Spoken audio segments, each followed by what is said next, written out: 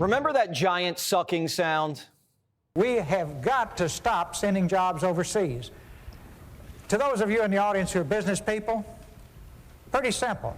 If you're paying $12, $13, $14 an hour for factory workers, and you can move your factory south of the border, pay $1 an hour for labor, have no health care, that's the most expensive single element in making a car, have no environmental controls, no pollution controls, and no retirement, and you don't care about anything but making money, there will be a giant sucking sound going south. They called Ross Perot crazy, but after 30 years, they call him right. Bubba was wrong. He signed NAFTA, and the giant sucking sound came from the South.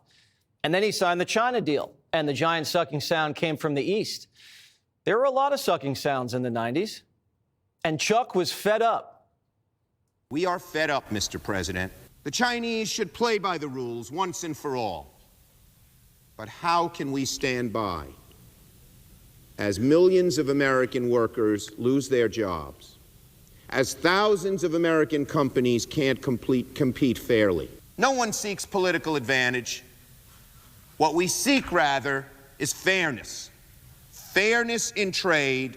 The party that represented workers, the Democrats, immediately recognized the giant sucking sound was bad for workers, but good for donors. Wall Street got rich off the giant sucking sound, and so did Pelosi, Hillary, Kerry, Gore, all of them. So they talked about it to win votes, but didn't do anything about it, and turned China into a monster, their monster. I worked in a factory, went to factory in 1989. We made radial passenger tires for cars. I worked there with my dad, 8 of my uncles, and 12 of my cousins. I was a union steward there. That plant now sits in China because you can import small radial passenger tires pretty cheap because of our failed trade policy in this Democrats' opinion. Detroit, Pittsburgh, Cleveland, St. Louis, Milwaukee, I could go on and on. They traded jobs and honor for cheap phones and TV screens. Trump's declaring an end to the giant sucking sound and decided to slay the monster. Countries like China, who have chosen to retaliate and try to double down on their mistreatment of American workers, are making a mistake. President Trump has a spine of steel, and he will not break. And America will not break under his leadership. When America is punched, he punches back harder. That's why there will be 104% tariffs going into effect on China tonight at midnight. So when the clock strikes midnight tonight, the battle begins. China will be hit with triple-digit tariffs. The export menace should have never retaliated. Trump believes he has the cards and likes his chances. Trump has maximum negotiating leverage right here, right now.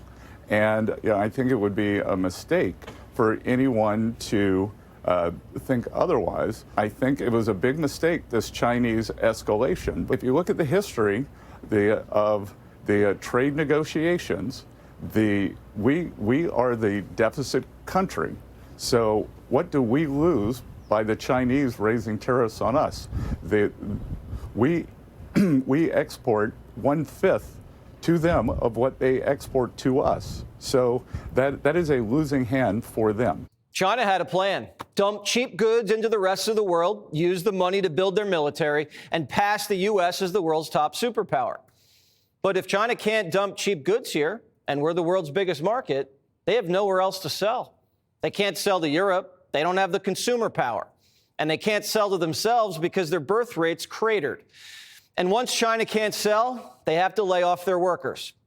And the communists don't want 1 billion angry unemployed Chinese. That's how regimes get toppled. But we have to let Xi Jinping lose face gracefully.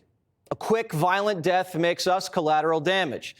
So we have to lower the Chinese casket into the ground diplomatically. While Trump's taxing Chinese products, he's kicking them out of the hemisphere. Pistol Pete's down at the Panama Canal today, flexing the Monroe Doctrine. The United States of America will not allow communist China or any other country to threaten the canal's operation or integrity. I want to be very clear. China did not build this canal. China does not operate this canal. And China will not weaponize this canal. China bribed the Bidens, but boy, did they pick the wrong horse. Trump knocked the big guy out, and now he's wrestling their precious TikTok away. And Beijing's on its heels. Breaking China also guts Russia. The Chinese can't fill Putin's shaky economy, so Now that Trump's engineered oil down to $60 a barrel, Putin's war machine is going to take a hit.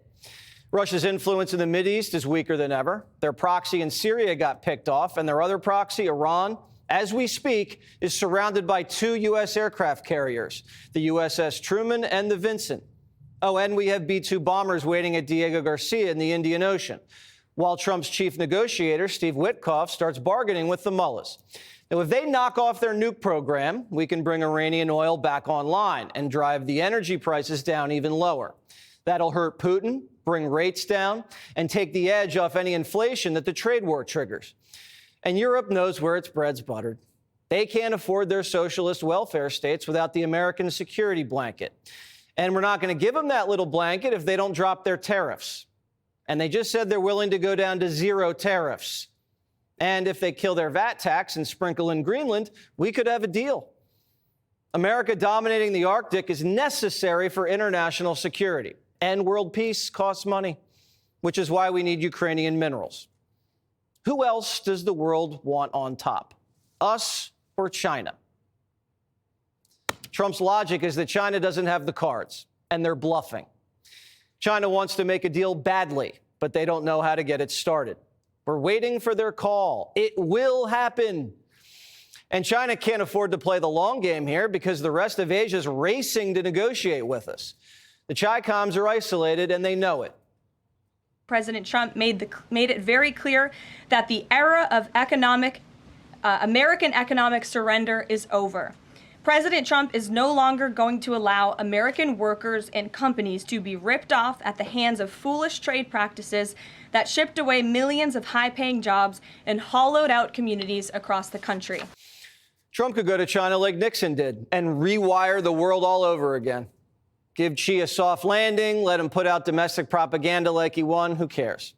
Now, I don't know if any of this is going to happen or how it's going to end or when it's going to end. But I know every phone at the White House is ringing.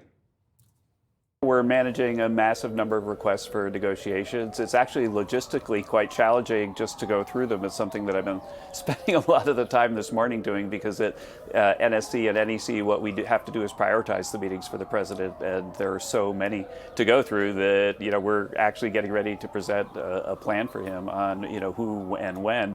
The White House is having to put world leaders on hold. Excuse me, Prime Minister, I have the Chancellor on the other line. What's a good time to call you back? Hungary is actually going around the EU's back and trying to cut a one-on-one deal with us. I didn't even know you were allowed to do that. Ursula is going to be fuming. The Philippines, Cambodia, Thailand, they're all ready to slash tariffs. But Trump's not just handing out deals willy-nilly. We're taking in almost $2 billion a day in tariffs. $2 billion a day. And we're doing very well.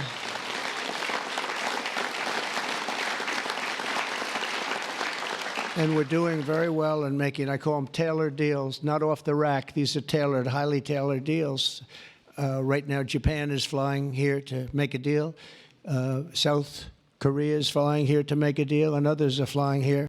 Trump says his call with South Korea went great today. Aside from dropping tariffs, Seoul is ready to invest here and buy American. American companies are investing here, too. Ford is America's #1 auto manufacturer, and we assemble more U.S. vehicles and we employ more U.S. hourly auto workers than any other OEM. And we want to do more, not less, here in the U.S. 80% of what we sell in the U.S. is assembled right here in the United States. And it would be helpful to have certain parts here in the U.S., and the White House gets that. If Trump can pull this off, and we hope he does, he'll go down as one of the greatest presidents in history. Maybe it's because he got shot. Maybe it's because he nearly went to prison, or maybe it's his age, or maybe taking 4 years off and coming back on the job. You got a fresh head. But he's going for broke, and he knows how to use power. He ain't no lame duck. If anything, he's a soaring eagle. Get this. 86% of the American public believes that Trump's approach to presidential power is completely different from past presidents. You can agree or you can disagree with Donald Trump, but what you can't disagree with is that he's doing things very differently. I have used the Frank Sinatra quote before. He is doing it, quote unquote, my way. Critics on the right and the left agree with the president's goals. Return the country to an industrial superpower for the modern era. But they disagree on tactics. Trump says this kind of shock therapy was necessary. It's the only way to bring the patient back to life. And it scares the rest of the world into submission. You can't slow roll it. It'll never get done, because the next thing you know, here come the midterms. He's not tinkering around the edges. He's breaking it and putting it back together. And we pray we never hear that giant sucking sound again. Click here to subscribe to the Fox News YouTube page to catch our hottest interviews and most compelling analysis. You won't get it anywhere else.